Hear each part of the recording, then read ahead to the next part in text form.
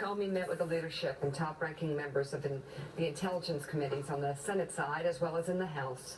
But despite sources saying he pushed the Justice Department to make a public denial, he was tight-lipped when approached by NBC's Casey Hunt.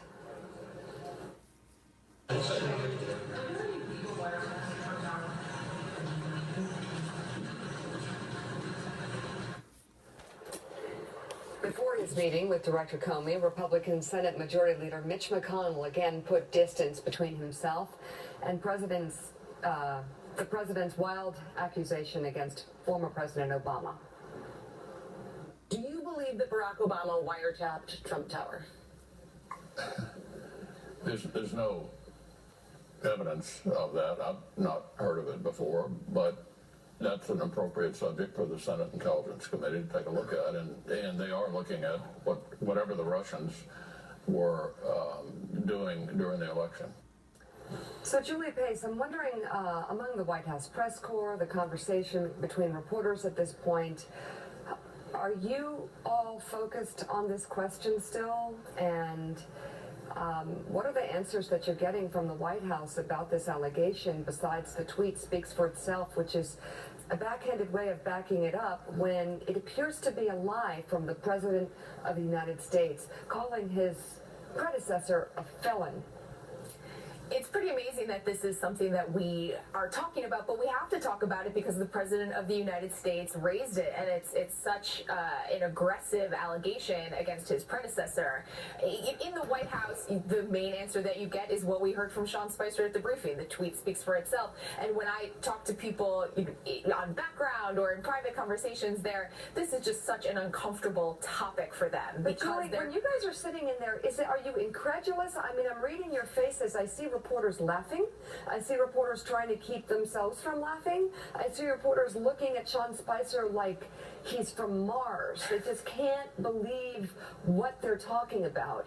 And I'd like you to sort of bring to the forefront how ridiculous this feels and how sad this is for not only your jobs, but for the credibility of the presidency and his press person. Like I said, it's an amazing thing that we have to be talking about this, but we have to because it was raised by the president. It's not as though this was raised by a low-level official or a Republican on Capitol Hill. This was raised by the President of the United States, and if he is going to put this out there, then it's our job to find an answer, to get to the bottom of what he's talking about, even though no one that we've talked to in the White House or outside of the White House has any evidence to back that up.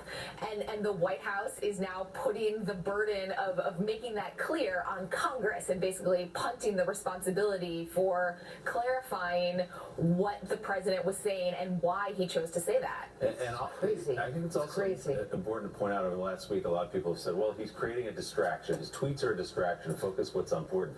This is not a distraction. This has focused even more clearly the light onto Russia, onto questions. Now, that because of what he tweeted on Saturday morning, we've got more investigations. You have Jim Comey going to the Hill. Now they're looking into whether there was a wiretap. And if there was, were they wiretapping some Russian entity because they believed there was a relationship between the Trump campaign and the Russian government or someone in Russia? So this is not a distraction, as Julie says. The President of the United States made this accusation about his predecessor, and it's worthy of an investigation.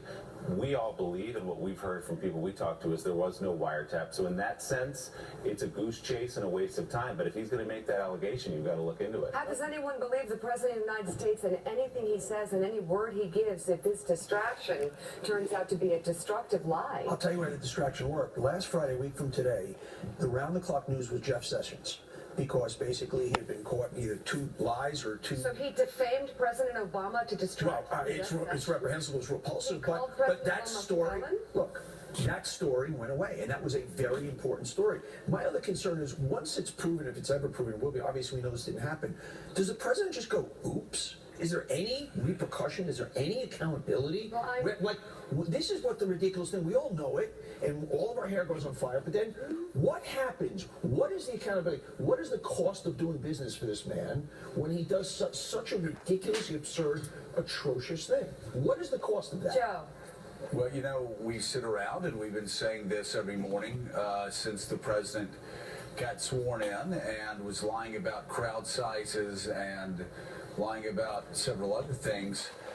But what I'm hearing and what other reporters are hearing, certainly what David Ignatius said on our show,